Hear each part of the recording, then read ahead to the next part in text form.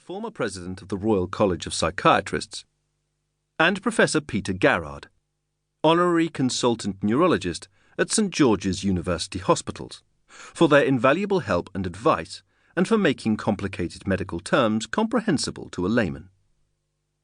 I was fortunate in being given several masterclasses by experts in their specialist areas, and I would like to thank John Lee for elucidating the grand strategy of the American War of Independence, Liam Fitzgerald for showing me the King's Grand Medal case at the British Museum, Lord Mervyn King for explaining the concept of William Pitt the Younger's sinking fund, Hugh Johnson and Paul Symington for their views on Pitt's port drinking, Hugo Vickers for his knowledge of orders and decorations, Jeremy Solel for his work on battle statistics and analysing the King's working day, Flora Fraser for her thoughts on the relations between the King and Caroline, Princess of Wales, and Mark Herman of Studio Low Designs for information about what happens when the Revolutionary War is wargamed at tournament level.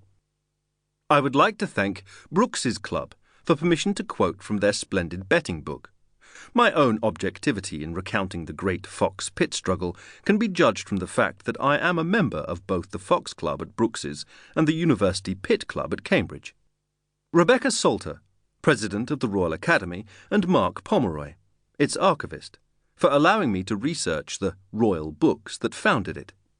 The staff at the London Library, the National Archives, the British Library, especially Adrian Edwards, who gave me a private tour of George III's library, and Kew Palace, and Lorenzo Lunesi, and Oliver Walton for checking my reference notes so expertly.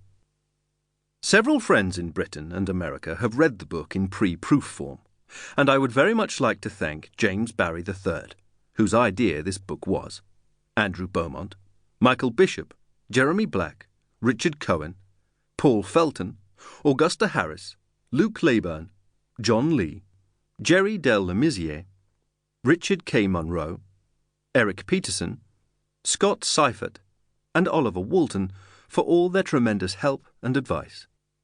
Throughout the research and writing of this book, I have been fortunate enough to be the Roger and Martha Mertz Visiting Fellow at the Hoover Institution at Stanford University, and I would like to thank Roger and Martha for their great friendship and generosity. At my publishers, Stuart Profit, Brian Tart, Gretchen Schmidt, Richard Duguid, Peter James, Alice Skinner Penvogler, Anya Gordon, and Stephen Ryan have been a delight to work with as ever.